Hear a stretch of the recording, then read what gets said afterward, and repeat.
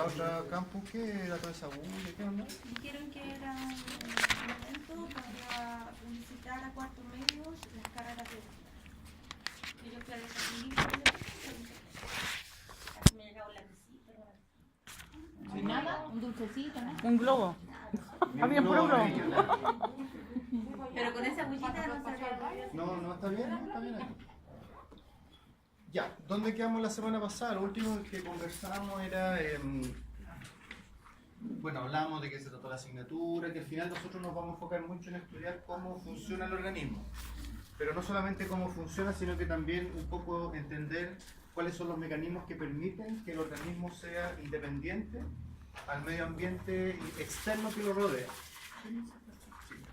Y entonces dimos varios ejemplos de, por ejemplo, cómo el organismo, a pesar de una temperatura ambiental variable, mantiene una temperatura corporal constante. Y esos mecanismos tenían que ver precisamente con un sistema nervioso que recibe estímulos del medio ambiente, que procesa la información y genera respuestas para, en base a ese estímulo recibido, generar respuestas internas que permitan mantener, y aparecía el concepto, ¿cierto?, de este equilibrio interno que llamábamos homeostasis. Pero de ahí nos preguntábamos, bueno, si con el frío empezábamos a tiritar, ¿cómo el organismo sabía que tenía que dejar de tiritar? Que ya el frío o la temperatura corporal, perdón, ya se había regulado y por lo tanto ya no era necesario seguir tiritando. ¿Cómo el organismo sabía eso? Porque si seguía tiritando y nadie le avisaba que el problema ya había pasado, íbamos a pasar al extremo contrario. Un aumento de temperatura corporal y de una hipotermia podemos pasar a una hipertermia. Entonces ahí aparecía el concepto de retroalimentación. La retroalimentación consiste en recibir información para saber si el mecanismo que estoy aplicando debo mantenerlo por más tiempo o debo modificarlo. Si debo mantenerlo, la retroalimentación era positiva, había un estímulo. Sabes que todavía no regulamos la temperatura corporal, así que sigamos tiritando, por favor. O no, saben que la temperatura corporal ya llegó a valores normales, así que hacemos una retroalimentación negativa, inhibimos el mecanismo de termogénesis tiritante y ya el problema se solucionó. Ahora, entre comillas terminó el problema porque los receptores de temperatura siguen funcionando constantemente, porque si vuelve a hacer frío o ya siendo la tarde empieza a hacer calor, va a haber que desencadenar otros mecanismos y en eso nos llevamos desde el día que nacimos en realidad y antes, tal vez. Entonces el concepto de retroalimentación hacía referencia a eso. Ahora, todos estos mecanismos de recibir información para que el sistema nervioso genere una respuesta se basa en este esquema que llamamos arco reflejo.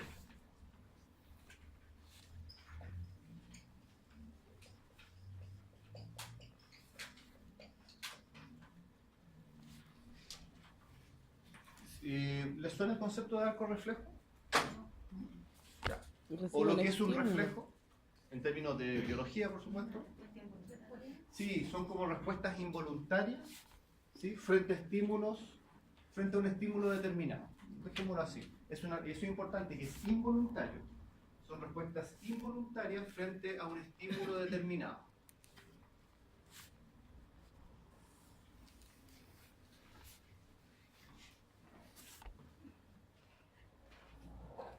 Y en ese sentido, siempre el ejemplo clásico para explicar el arco reflejo es la mano que se acerca a una vela. ¿Sí? Una mano que se acerca a la llama de una vela y que por lo tanto la mano se empieza a quemar. Entonces tenemos receptores de temperatura en la piel que está siendo afectada, que indican que hay un aumento excesivo de temperatura, que el tejido de la piel corre el riesgo de dañarse y por lo tanto debemos generar una respuesta para que eso no ocurra. El receptor recibe la información, el receptor en realidad es una neurona modificada para recibir información, recibir estímulos y procesarlo y convertirlo en un impulso eléctrico. ¿Ya? Son neuronas modificadas especialmente para recibir información. Y en ese sentido existen receptores para todo tipo de estímulos. Primero lo vamos a ver más adelante, pero receptores mecánicos, por ejemplo, que son los que detectan presión, o si la presión es más extensa o más intensa, perdón, dolor, o si la presión es menor, prurito, la picazón. Siempre los receptores que detectan dolor y la picazón, son como los mismos. Por eso cuando a uno le duele algo y se rasca, como que el dolor se alivia de cierta manera. ¿Le ha pasado? Sí. Si no, se los recomiendo yo. Sí, o sobar, sí. Prurito, sí, el concepto de prurito lo conocemos, que es el concepto Picazón. técnico para picazón. Perfecto, prurito, anotémoslo por favor. Algunos le dicen prurito, pero es que no lleva acento, entonces es prurito. Prurito, picazón. Picor no, picor no, prurito.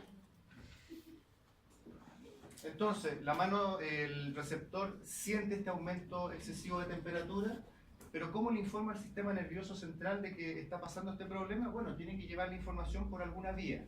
Y esa vía es una neurona, que es la vía aferente. Aferente siempre va a significar que va hacia.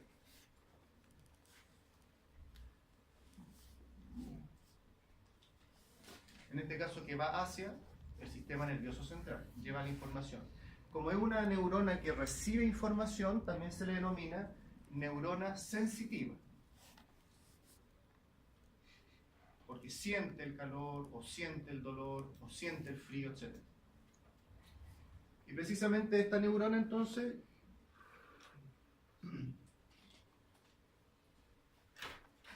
viaja desde el receptor que detectó el calor hasta el centro integrador. El centro integrador siempre está en el sistema nervioso central. Que en el caso de la mano que se está quemando es la médula espinal. Porque es una respuesta bastante simple. No requiere una respuesta muy elaborada. Siempre el centro integrador va a estar en el sistema nervioso central. Y bueno, el sistema nervioso central, dependiendo de la información que reciba, va a generar una respuesta para remediar ese problema. Y una vez que esa respuesta está determinada, tengo que llevar la información al lugar necesario para que eso ocurra. En este sentido, si la mano se está quemando, yo cómo retiro la mano de ese lugar, generando contracción muscular, para que la mano se retire.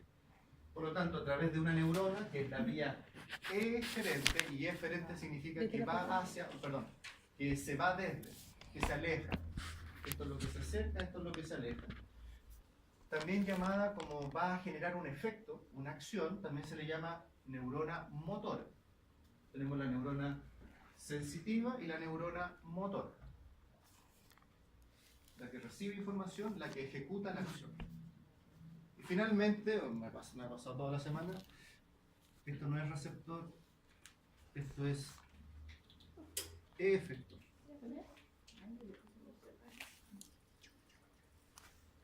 Y se llama efector precisamente porque es donde se ejerce el efecto, la acción, la reacción que fue decidida por el sistema nervioso central. En este caso, inerva el músculo para que el músculo retire el brazo y por lo tanto la mano de la vena. Anoten inmediatamente, los efectores siempre son o glándulas o músculos. Glándulas o músculos.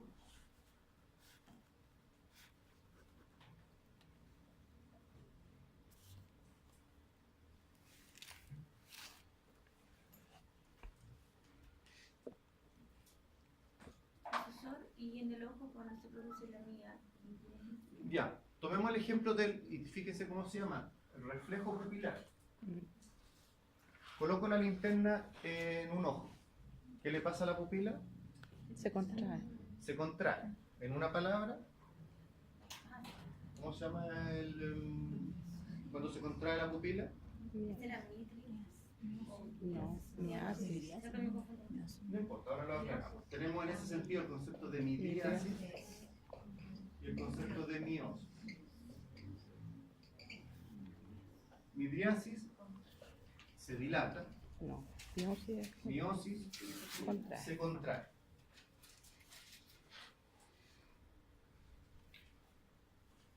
Sí, por ahí escuché no confundir miasis, perdón, miosis con Con miasis. miasis. No, eso es de las moscas. Eso de las larvas. Sí. Sí, es cuando una herida o un tejido se infecta con larvas. Ujú. En realidad con huevos de mosca de mosca. que se desarrollan posteriormente en la. Sí. Eso es malo, ¿cierto? Sí. Que es muy malo, Ujú. Depende. ¿o no? Depende, porque hay unas técnicas, por ejemplo, para cuando tienen diabetes, que usan, pero son unas moscas que están... no, no, están... pero... No, sí, pero sí, están esterilizadas y se ponen en la herida y regenera el tejido. Sí, y claro.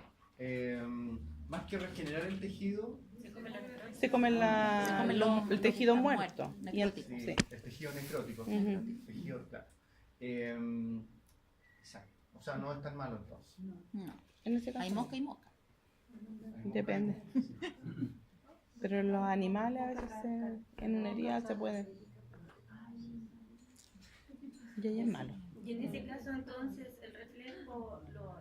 Volvamos a la linterna entonces. Mm. Reflejo pupilar, el Contraído. estímulo frente a la luz, miosis. Mm.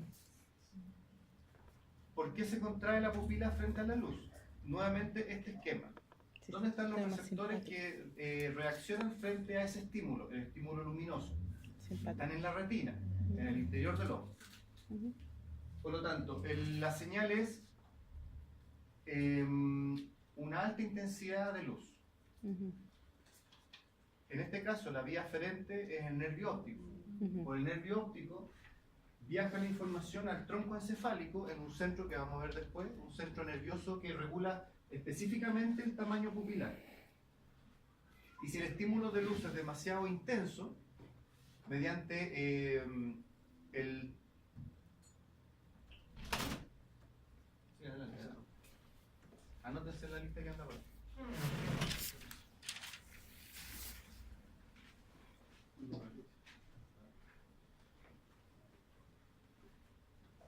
Es demasiado intenso el...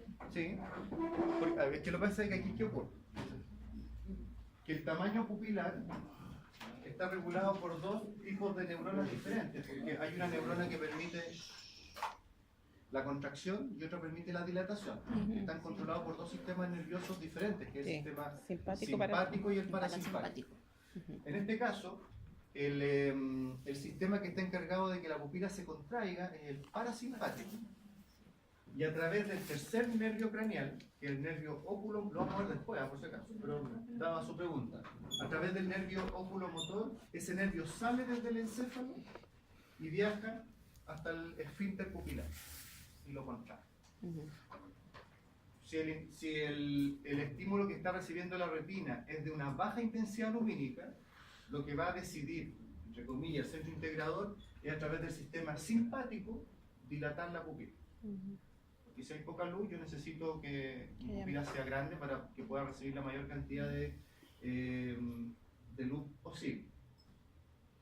Todos estos reflejos, todo este funcionamiento, el control de la respiración, del ritmo cardíaco, del apetito, de la sed, mantiene esta misma estructura. Receptor, vía aferente, centro integrador. Solo que ¿qué cambia? Cambia salud, la ubicación del receptor, cambia el nervio que va a llevar la información, Ujú. cambia el lugar del centro del sistema nervioso central que va a tomar la decisión, cambia por supuesto entonces la vía que lleva la respuesta de vuelta y claramente el efector, donde se va a generar el efecto. Pero esta estructura se va a repetir y va a ser es muy fácil aprenderlo de esta manera. Son 5 partes siempre. Ujú. ¿Ya?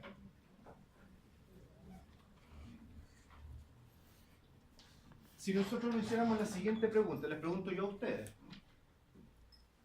¿Cuál creen ustedes que es el, no sé si lo preguntamos en esta sección, cuál es el sistema más importante? Es nervioso. Pero ¿Lo va de la preguntamos? mano con ¿Lo el preguntamos? endocrino. No, Lo preguntamos la semana pasada, ¿no? No, pero No. que los dos eran... Van de la mano. entonces ya, entonces hasta ahí llego. Lo que pasa es que como tengo varias secciones, no sé si pregunté El uno profe o no. Pato no dijo eso en todo caso. Sí, En la todos los anatomía. sistemas son una unidad, están integrados. No hay uno más importante que el otro. En una sección unos me decían el sistema nervioso, porque el sistema nervioso en realidad controla todas las funciones del organismo. Ujú. Y otro defendía el sistema circulatorio, al corazón, porque decía, Ujú.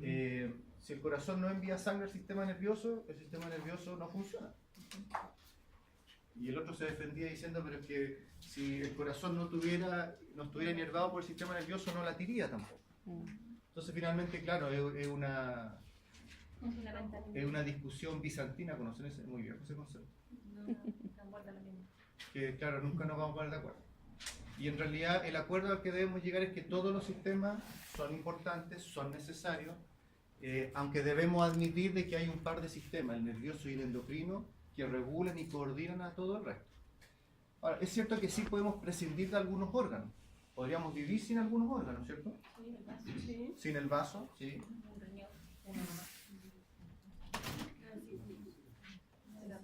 Sí, podría ser sin un riñón, sí. El apéndice no sirve para nada, solo para inflamarse. ¿Qué otro? La vesícula también se saca, el que sufre de cálculo se saca la vesícula al tiro. Las amígdalas. Sí, ¿verdad? Sí, el sistema reproductivo se puede sacar y alguien puede vivir sin... Claro. Pero tiene más deficiencia por la cantidad de hormonas. Pero se pueden regular. Pero se puede vivir. Se puede vivir. La vida sería más triste la vida, pero se puede. Ajá. En términos de individuo, es factible la vida. En términos de especie, como hablábamos en la clase anterior, no nos sirve que no haya sistema reproductivo. Terminamos extinguiendo. Esta tabla lo que muestra entonces no es ver cuál sistema es mejor o cuál es más eficiente, sino que darnos cuenta de que ambos sistemas, por la importancia que tienen, funcionan de manera bastante diferente. Porque, por ejemplo, el primer ítem dice forma en la que se transmite la información entre las células. En el sistema nervioso, ¿cómo ocurre? A través de impulsos eléctricos, ¿sí? Pero no solo impulsos eléctricos. Electroquímico. Nuestro ferralla del telón de que es la pizza. Pero no solo son impulsos eléctricos, porque recuerden que la sinapsis entre las neuronas Electroquímico. hay liberación de sustancias químicas, que son precisamente los neurotransmisores. Por lo tanto, ¿cómo transmite información? Por impulsos nerviosos y también la liberación de neurotransmisores. En cambio, el sistema endocrino, ¿en qué forma transmite la información? A través de hormonas, ¿sí? Sustancias químicas llamadas hormonas. Ahora, ¿cómo viaja? ¿Por dónde viaja la información en el caso del sistema nervioso? Por las neuronas. ¿Sí? Eso sí, ahí no hay ninguna duda. En cambio, el medio de transporte en el sistema endocrino es la sangre, el sistema circulatorio. Las glándulas endocrinas liberan las hormonas al torrente sanguíneo y después de varias vueltas llega al lugar donde genera su efecto. Por lo mismo, ¿con qué rapidez se genera el efecto? Perdón, se transmite la información y se genera una respuesta. En el sistema nervioso claramente es muy rápida, prácticamente instantánea. Yo no alcancé a darme cuenta que me quemé con la vela y ya la mano ya la saqué. Por lo tanto, es muy rápida. En milisegundos pueden generarse respuestas del sistema nervioso. En cambio, por este mismo sistema de transporte que tiene las hormonas, es mucho más lento. Algunas hormonas actúan muy rápido. Por ejemplo, el ejemplo de la adrenalina. En este minuto nos asustamos y en un segundo mi corazón ya está latiendo más rápido porque la adrenalina se libera rápidamente a circulación y hay una gran cantidad de receptores a nivel del organismo que hacen que el efecto sea muy rápido. Pero en general las hormonas tienen un efecto lento, horas, muchas horas en algunos casos. Después dice concentración de la molécula que transmite la información. Ahí está. Y aquí coloquemos el siguiente ejemplo. Si ustedes tomaran un analgésico para un dolor de rodillas, por ejemplo,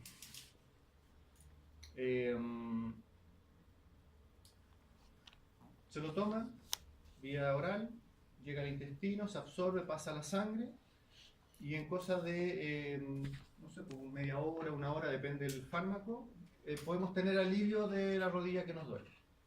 Pero esa droga se fue directamente a la rodilla a generar su efecto. No.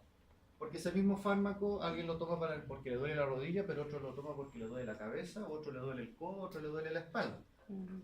Y la pastilla no adivina a dónde a uno le duele como para ir y hacer su efecto. ¿Cómo funciona entonces? ¿Cómo actúa?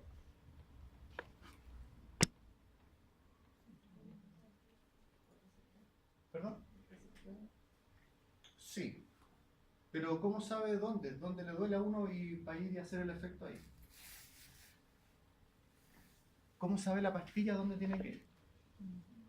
¿O no puede saber? No, sí tiene que saber. Ah, usted dice hay un lugar, un centro del dolor que si bloqueamos ahí, bloquea todo. No. Buena teoría, pero no. No. Ojalá fuera así. El Ah, es que ¿Te lo que usted acordás dice no que es tan había loco, antes porque el otra opción, si me pobre duele la rodilla en vez de tomar algo vía oral, es el mismo fármaco con una crema, Dolorub o cualquier otra, y me hago friega directamente en la rodilla y puedo generar un efecto muy similar. Ujú. Nanay, como dice usted, muy similar. Pero en el ¿Qué caso cacho anterior lo que también? ocurre en realidad es que cuando yo tomo, por ejemplo, un ketoprofeno, Inver, ese ketoprofeno yo tengo que tomarlo en una cantidad tal, en un volumen tal, de que todo mi organismo está empapado en ketoprofeno y por lo tanto llegó a la rodilla que me dolía, o llegó a la cabeza, o llegó a la espalda.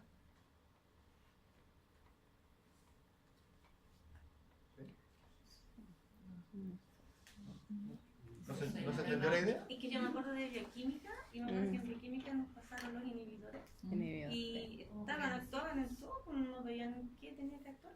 No, Yo no, era que era la No, por eso cuando yo tomo ketoprofeno, la dosis que Uno estoy y tomando es lo suficientemente alta para que yo tenga ketoprofeno desde la punta de la cabeza hasta la punta del pie. yo creo que sí. Sí, había. Eso estoy diciendo que así es. Había coxuno y todo. Claro, exacto. El problema de eso es que uno dice, bueno, pero ¿cuál es el problema? Que para lograr el efecto en comparación, y por eso rescato el ejemplo de la crema, yo para lograr el mismo efecto ocupo una dosis muy baja de medicamento cuando hago un efecto, una acción local, versus la droga que tengo que tomar vía sistémica. Claro que Porque tiene que ser muy alta para que no me quede ningún lugar del organismo sin ketoprofeno. Y ahí es donde aparecen entonces los efectos secundarios de los medicamentos, porque tengo ketoprofeno en el estómago y a algunos les genera gastritis, dolor, etc. O sea, la lista de medicamentos, de efectos secundarios de los medicamentos es enorme siempre. ¿Ah? Por lo tanto, ¿por qué cito este ejemplo? Porque si comparamos la concentración de la molécula que transmite la información, en el sistema endocrino es muy similar al ejemplo del analgésico. Se tienen que liberar grandes cantidades de hormonas al torrente circulatorio para asegurarme de que llegue al lugar donde tiene que hacer el efecto. Porque aquí las hormonas tampoco van teledirigidas hacia un lugar a ejercer su efecto. Es decir, los estrógenos, que su función es hacer madurar el folículo ovárico, por ejemplo, tienen estrógenos desde la cabeza hasta los pies, desde los dedos hasta por todas partes. En cambio, la concentración en el sistema nervioso, como los canales de transmisión de información son tan definidos, tan específicos, una pequeña concentración de neurotransmisores asegura que la información viaje de un lugar a otro. En el caso de las hormonas, entonces, no sería un mayor tema porque son sustancias naturales, producidas por el mismo organismo. Pero cuando son sustancias sintéticas, hay que tener mucho ojo con eso. Por eso, además, cuando usted le dan un antiinflamatorio, no se lo dan, tómese esta pastilla y está listo. Tiene que tomarlo por 2, 3, 4 días, al menos con una frecuencia determinada, porque se requiere alcanzar concentraciones plasmáticas mínimas para generar un efecto. En algunos medicamentos mucho más notorios, como en los antibióticos, si no, una sola dosis no me alcanza para el efecto que yo necesito, tengo que ir reforzándolo y depende del antibiótico, cada 6, cada 8, cada 12 o algunos cada 24 horas, para que la suma de efectos llegue a lograr una concentración tal que genere un efecto antibiótico. ¿Okay? Okay. Y por último, la permanencia del efecto, así como el sistema nervioso responde rápidamente, el efecto desaparece rápidamente. En cambio, como el efecto de las hormonas demora en producirse, también el efecto permanece por mucho más tiempo.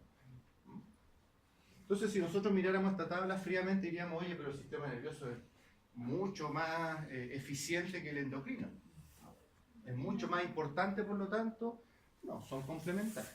¿De acuerdo? Pero en el fondo lo que busca es que veamos que ambos sistemas funcionan de manera muy diferente. El sistema nervioso nosotros lo podemos clasificar en términos estructurales en un sistema nervioso central, formado por el encéfalo y la médula espinal, y por un sistema nervioso periférico, que es toda la red de nervios que se ve aquí esquematizado.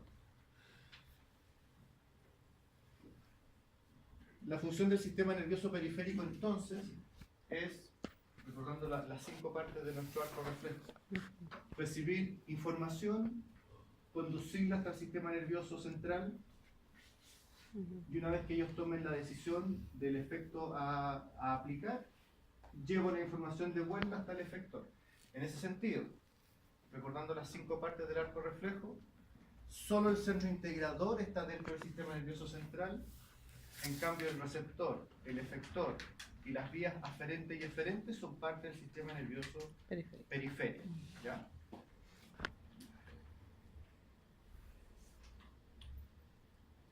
Ahora, este sistema nervioso periférico, en términos funcionales, se divide en 2 porciones. Ahí de color verde está la porción somática, y la porción somática regula todo lo que tiene que ver con los movimientos voluntarios.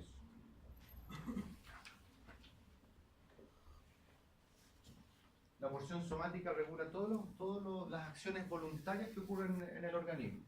Y eso principalmente se enfoca a el movimiento muscular, la locomoción, el lenguaje, etc. Pero si hablamos de las funciones básicas y vitales de un organismo, está la porción, en amarillo acá, autónoma. La porción autónoma, también podríamos decir automática, es aquella que regula todas las funciones involuntarias del organismo. La parte voluntaria la somática, la parte involuntaria el sistema nervioso autónomo. Que como conversábamos, afortunadamente es así, porque desde que entramos a la sala nadie se ha preocupado de respirar, ¿o sí? O de que su corazón esté latiendo. Es automático, es autónomo, y eso nos permite con tranquilidad hacer todas las acciones voluntarias que a nosotros nos interesan como estudiantes. Ahora, este sistema nervioso autónomo, y lo vamos a ver enseguida, está regulado a su vez, o está formado por 2 sistemas llamados sistema simpático y sistema nervioso parasimpático. Más de una vez lo hemos escuchado. Y lo que tenemos que saber inmediatamente de estos 2 sistemas es que son 2 sistemas que son completamente antagónicos, totalmente contrarios en su funcionamiento.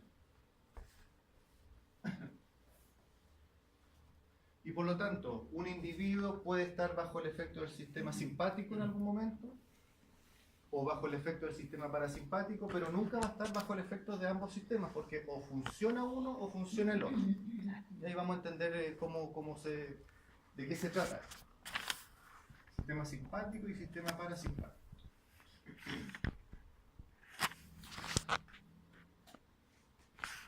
El sistema nervioso central, que podemos distinguir, aquí tenemos una imagen del encéfalo. Los principales órganos donde se van a encontrar los centros integradores son el cerebro, incluida la corteza cerebral, sistema límbico, y en el sistema límbico tenemos una estructura que vamos a repetir muchas veces, que es el hipotálamo, porque es uno de los centros integradores más importantes del encéfalo, porque ahí, por ejemplo, se regulan funciones como la presión sanguínea, ahí está el centro de la saciedad, que cuando el estómago se dilata nos quita el deseo de comer. La temperatura. Se regula la temperatura corporal en este punto. Balance mineral. Se regula también el balance de los minerales del organismo, las concentraciones de sodio, potasio, calcio, fósforo y otros tantos más. Principalmente porque el hipotálamo está muy unido, y eso lo mueve más adelante, a una glándula endocrina, que es la glándula pituitaria, o también llamada hipófisis.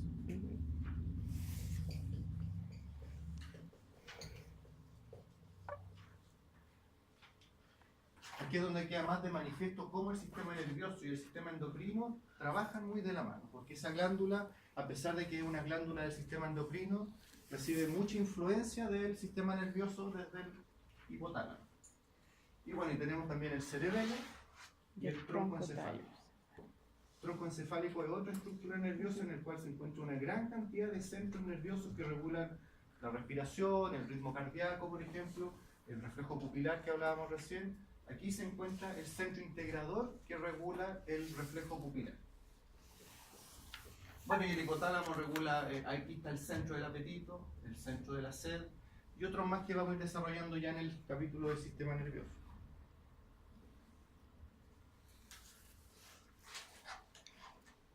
Decíamos entonces que este sistema nervioso autónomo, el automático, el involuntario, está regido por dos sistemas que o funciona uno o funciona el otro, que son totalmente antagonistas, son contrarios entre sí, que es el sistema simpático y el sistema parasimpático.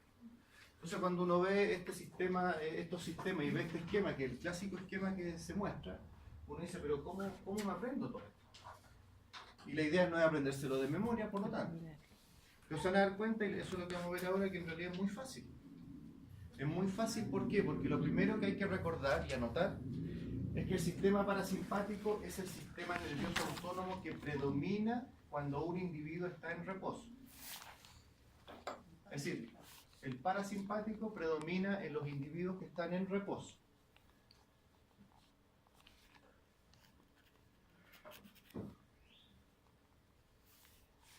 En otras palabras, en todos ustedes en este minuto está predominando el sistema parasimpático. En cambio, el sistema simpático es un sistema que se activa cuando el individuo entra en un estado de alerta. Se llama de alerta y huida.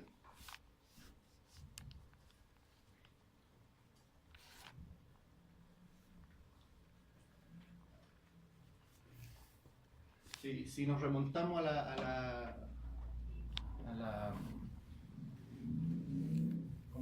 origen natural de todos estos mecanismos, al origen biológico, es donde se nota muy bien el efecto de estos sistemas en la relación depredador-presa. Esto es el depredador que está al acecho, y ahí nos podemos imaginar, no sé, pues, un chita, que está muy pendiente de la presa. La presa, como no tiene idea de lo que está pasando, está solamente las gacelas mueven su colita nomás y comen pasto. La gacela está predominando su sistema parasimpático porque está relajadamente disfrutando del alimento. En cambio, el depredador se está preparando, está en una situación de alerta porque una vez que encuentre las condiciones necesarias se va a lanzar detrás de su presa. Por lo tanto, está con todos sus sistemas muy alerta y en ese animal está predominando el sistema simpático. En cuanto el chita salga disparado y la presa se dé cuenta, bueno, no es presa aún, pero sí, ¿o sí? ¿La presa es presa cuando lo pillan o desde antes ya es presa? No, cuando lo pillan. Bueno, la gacela, cuando se dé cuenta que lo salen persiguiendo, la gacela pasa de un estado de sistema parasimpático en un segundo a sistema simpático. Ok. Pero si traemos este mismo ejemplo a esta sala, por ejemplo, que ahora, como les decía, todos ustedes están en un estado de reposo, tomando nota, escuchando, no durmiendo nadie todavía, pero empezar a temblar fuerte en este minuto. Arrancamos. Corremos. Despertamos. Pero a algunos les dan susto los temblores, a otros no tanto, otros hacen como que no les da susto, hay toda una variedad de reacciones. Pero en general lo que nos va a pasar frente a la incertidumbre, sobre todo en un tercer Pararnos. piso, es la idea de salir arrancando al primer piso a la calle, ¿cierto?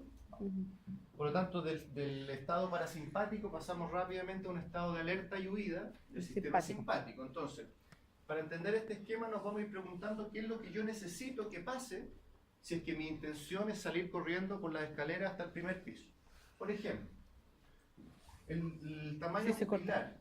Si se corta la luz, tenemos que... Claro, o esto ocurriera en la tarde o en la noche, que se corta la luz. ¿Yo qué necesito para poder llegar con éxito a mi primer piso en términos de tamaño pupilar? Dilatar La pupila. Claro, lo más dilatado posible porque Para ver bien. entra más luz, mayor definición, poder ver mucho mejor hacia dónde voy a salir a arrancar. Y el sistema simpático precisamente dilata las pupilas. Dice que el sistema simpático inhibe la salivación. En general, cuando uno se pone nervioso, se seca la boca. Ahora uno se pregunta, bueno, pero ¿de qué me sirve que se seque la boca? Porque en realidad es bien desagradable que se seque la boca. Aquí en realidad el efecto tiene que ver con qué. Si hay un sistema que yo no necesito ocupar cuando estoy en una situación de huida, de alerta, es el sistema digestivo. Y por lo tanto el sistema simpático sobre el sistema digestivo lo que hace es reducir la actividad en términos de reducir las secreciones digestivas, saliva, jugo gástrico, jugo intestinal, etc. Y también reducir los movimientos del tubo digestivo. ¿Por qué? Porque todas estas funciones requieren gasto de energía, requieren una irrigación determinada que yo en ese minuto, esa energía y ese aporte sanguíneo no lo necesito en el tubo digestivo. ¿Dónde lo necesito? Músculo y sistema nervioso, porque tengo que estar muy atento hacia dónde voy corriendo y cómo voy a huir de la presa que me está acechando. Entonces el sistema simpático inhibe la función digestiva y entre eso inhibe la producción de la saliva. Dice tercero, el sistema simpático relaja los bronquios, es decir, el diámetro de los bronquios se agranda, se dilatan. Para respirar mejor. ¿Servirá si yo quiero llegar corriendo al primer piso? Claro, porque vías entra más aéreas aire. de mayor tamaño, de mayor calibre, permite mayor entrada de aire. Y si entra más aire, más oxígeno a la sangre, más oxígeno a los tejidos, mayor producción de energía. O sea, tiene sentido. Aquí está como el efecto clásico que uno asocia al sistema simpático, que es el aumento de la frecuencia cardíaca. Lo primero que nos vamos a dar cuenta frente al temblor es que nuestro corazón empieza a latir rápidamente. ¿Y por qué? ¿Qué utilidad tendrá eso? Si ya estoy dando condiciones para oxigenar mejor la sangre, aumentando mi frecuencia cardíaca, mando mayor cantidad de sangre por minuto, mayor cantidad de oxígeno por minuto a la célula y por lo tanto me permite mayor producción de energía y no solo a los músculos, sino que a mi sistema nervioso, mucho más alerta, etc. Lo que mencionábamos, el sistema simpático inhibe la actividad digestiva. El sistema digestivo aquí, en este minuto, no me sirve. Dice, estimula la liberación de glucosa por parte del hígado, el sistema simpático. Primero, ¿cómo se almacena la glucosa en el hígado? Glucógeno. En forma de glucógeno, ¿cierto?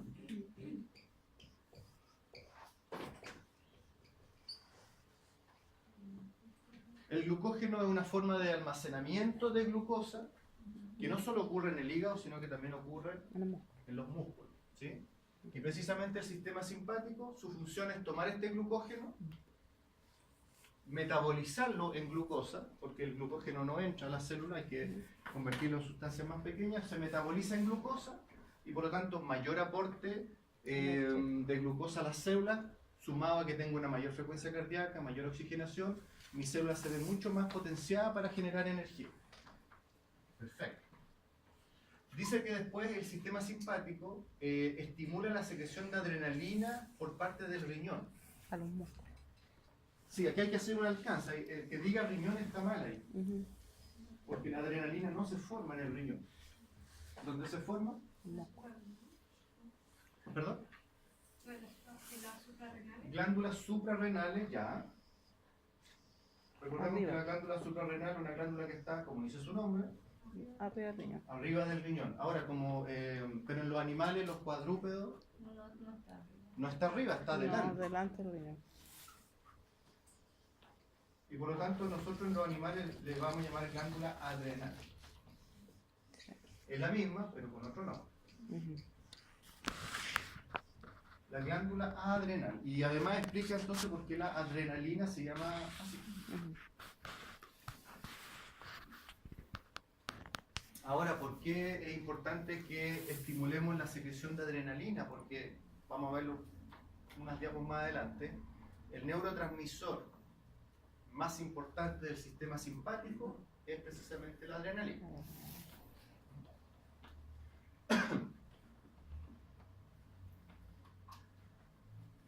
Por esa razón, cuando uno ve estas series de urgencia y llega un individuo con un paro cardíaco, o vieron Pulp Fiction, ¿sí? ¿No?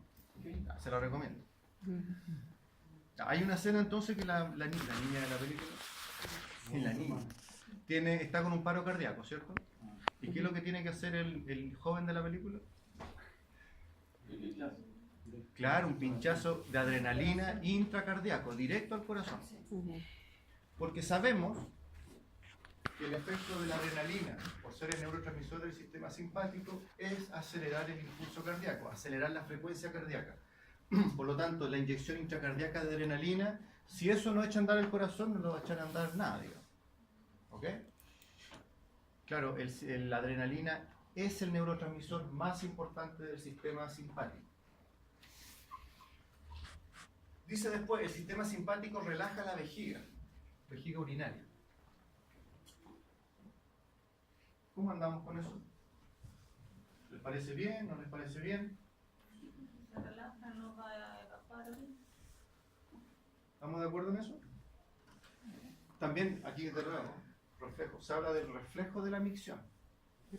Porque también la micción está formada por estas 5 etapas. Pongámosle vejiga urinaria, ¿ok? ¿Cuál es el estímulo que hace que se inicie el reflejo de la micción? Que la vejiga urinaria se llene de orina y genere tal presión contra las paredes de la vejiga, lugar donde hay receptores mecánicos de presión, que cuando detectan este aumento de presión porque la vejiga se está llenando, envían información a la médula espinal.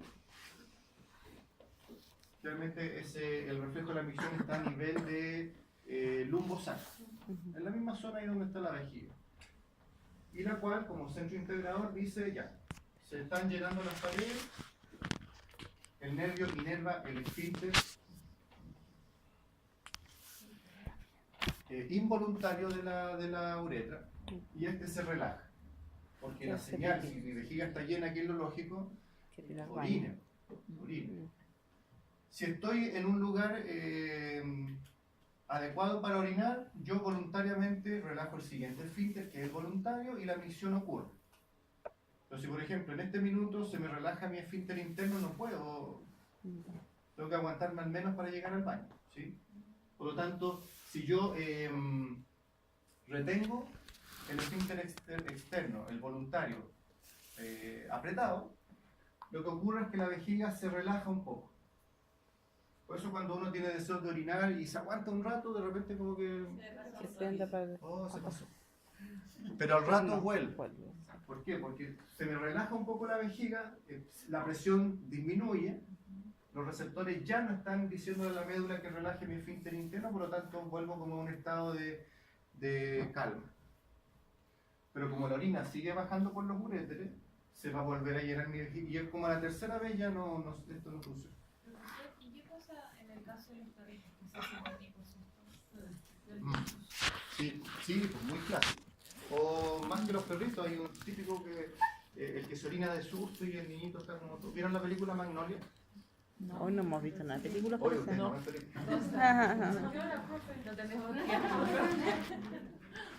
Vamos a anotarla. Anótela, Magnolia, muy buena.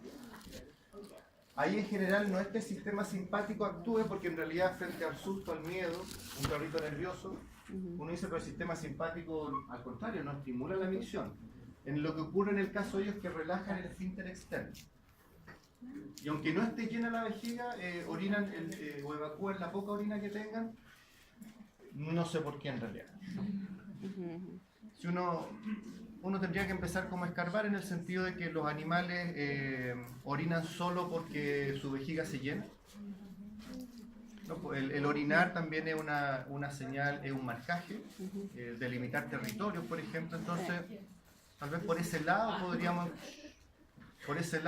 encontrar una explicación al por qué, digamos. O a veces cuando saludan muy efusivamente también hacen pipí. Los perritos. Los cachorros, Sí. Sí, o las razas pequeñas que son más nerviosas, un poquito más... Que van a saludar y se hacen pipí cuando de felicidad. de felicidad, sí. Qué tierno. No. Cosita. Bueno, en este caso, volviendo a nuestro sistema simpático, lo que ocurre es que se relaja la vejiga y por lo tanto, en el momento que yo necesito llegar corriendo al primer piso, no voy a tener deseo de orinar. Y eso es deseable, ¿cierto? Pero después de nuevo vuelve y... No, cuando pasa el nerviosismo, y vuelvo a mi estado de reposo porque ya pasó el susto y vuelvo a mi sistema parasimpático, ahí aparece el hambre, aparecen las ganas de orinar. Como hubo un desgaste muscular importante ya, Sí. como que tiemblan las Necesito. piernas porque... ¿se fijan? Pero mientras estoy bajo los efectos de la adrenalina, eso no pasa. De hecho, hay muchos casos que se relatan de, no sé, cuando va una madre con su hijo y al hijo le cae, no sé, un poste encima No, que tiene fuerza. y la mamá de tanta desesperación levanta el poste y después se preguntan cómo levantó el poste o cómo levantó este mueble que estaba aplastando al hijo. Supone que son como golpes de adrenalina que hacen que aparezca una fuerza, una energía que no es la habitual. Y eso explicaría un poco el salir de este estado normal en que puede estar una persona. Aparecen como... son casos especiales. Ya, y por último dice contrae el recto. ¿Está bien eso? Contra. El sistema simpático contrae el recto. ¿Qué te lo compré? Que si no cae. Que hay un esfínter voluntario y un Sí, involuntario. pues. Sí, también hay esfínteres voluntarios, Sí, afortunadamente, e involuntarios. Pero eso nos obliga entonces a ver cómo es el reflejo de la defecación. Porque es un reflejo también. Claro.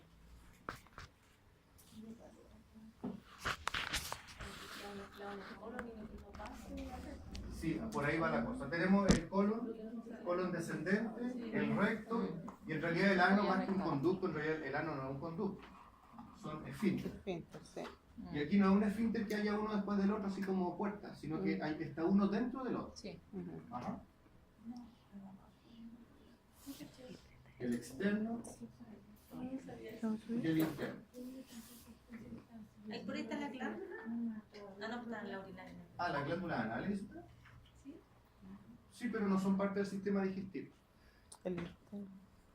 Es involuntario. ¿Cómo es el reflejo normal de defecación? Cuando el material fecal viene bajando por el colon y entra al recto, nuevamente genera presión contra las paredes del recto. Sí. Y los receptores de presión mandan información a la médula espinal, el cual dice, oye, ¿sabes que parece que hay que defecar? Y la inervación va al esfínter interno, que es el involuntario. Involuntario, claro. Pero si yo el voluntario lo aprieto, obligo a cerrarse al interno. Por eso el de afuera aprieta el que está más adentro. Y lo que ocurre es que la vejiga, en respuesta a esto, el recto se relaja, se contrae, Sí. y se contrae con lo que dijo una de sus compañeras por ahí. Al contraerse esto, hace que el bolo fecal suba. Suba. Ah. Y entonces se contrae. Y como disminuye su tamaño, no puede volver a bajar y por lo tanto no va a estimular un nuevo deseo de defecar. A menos que desde atrás venga más contenido fecal, que finalmente empujan y esto se vuelve a dilatar y nuevamente la presión. Por eso lo mismo, uno quiere ir al baño de manera urgente y como que el rato se pasa. Pero eso tiene un ¿El límite. recto es lo que se echa a perder de las deposiciones tronco? De posiciones tronco. Sí. ¿Cuál es el deporte? Entiendo el concepto, pero no le llame más de posiciones tronco, ¿ya? Así le llama la pediatra. Pero Jamás, pero es para que uno la ¿pero qué le parece a usted el siguiente? Sí, yo no- Sí, de una consistencia muy dura, ¿cierto? Sí. un fecal, ¿no? Sí, uno en broma le dice, hiciste un tronco, un submarino. Y dice, ¿Eso se llama fecaloma? Fecaloma es lo Sí. duro. ¿Fecaloma? no, ¿sabes? sí está bien. Sí, pero es que lo que pasa es es que más el fecaloma, arriba. Por el- Fecaloma. Así se dice, ¿verdad? el fecaloma es cuando el contenido fecal se Espérate. deshidrata, Sí. por deshidratación, Sí. se reseca demasiado y por lo tanto No puede ya no salir. estimula, porque al estar el material fecal húmedo, permite que su Como forma se cambie distiende. y estimule las paredes Sí. para ir avanzando. Cuando el material se deshidrata, queda estático y no estimula nada y se detiene el avance intestinal, y eso es lo grave. Claro. Porque el material que viene detrás No no puede- avanza es un y se taco. empieza Se a hace un atacar. taco. Se hace un Hay que taco. operar. Un taco, así. Hay que operarlo, grave. Pero ahora la causa de eso en general es por un tránsito intestinal muy lento. ¿Y por qué un tránsito lento se traduce en este problema? Porque una de las principales funciones del colon es la reabsorción de agua. Y esa reabsorción de agua va en directa proporción con la velocidad en que el material fecal avance. Por lo tanto, mientras más tiempo avance, mayor posibilidad de que se deshidrate. ¿Qué es lo que ayuda? Por eso los alimentos tienen que ser ricos en fibra, porque la fibra mecánicamente estimula los movimientos intestinales. Ensalada, todo ese tipo de cosas. Entonces, ¿está bien que se contraiga el recto? Sí, porque si contraigo el recto, hago que el material fecal suba y no me estimula el deseo de defecación, porque el deseo de defecar solo ocurre cuando el material llega al recto. Mientras está en el colon, no hay ningún estímulo. O sea, finalmente, y ustedes mismos me respondieron, se sabían esto de antes, ¿ven? Estaban haciendo trampa, se lo sabían. Esa es la clase preocupada. Solamente, claro, estudiaron antes. Por lo tanto, recordando lo que yo necesito que ocurra en los distintos tejidos y órganos, en una situación de alerta y huida, me permite rápidamente saber qué es lo que tiene que pasar en cada uno de estos sistemas. Y como el sistema parasimpático es todo lo contrario al sistema simpático, al saberse uno, se van a saber el otro. Si ustedes miran por el otro lado, el sistema parasimpático reduce los latidos cardíacos, estimula la salivación, contrae la pupila, estimula la actividad digestiva, contrae la vejiga, relaja el recto. Es todo lo contrario. ¿Ok? Ya, salgamos a recreo 15 minutos y volvemos.